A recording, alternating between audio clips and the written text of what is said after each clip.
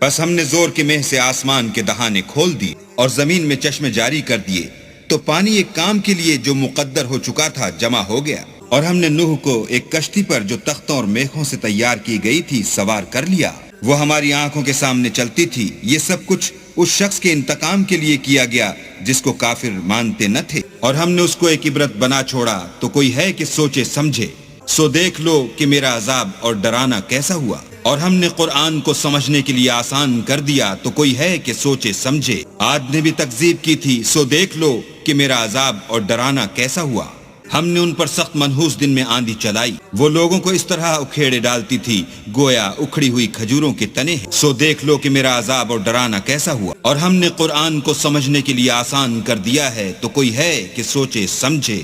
سمود نے بھی ہدایت کرنے والوں کو جھٹلایا اور کہا کہ بھلا ایک آدمی جو ہم ہی میں سے ہے، ہم اس کی پیروی کریں؟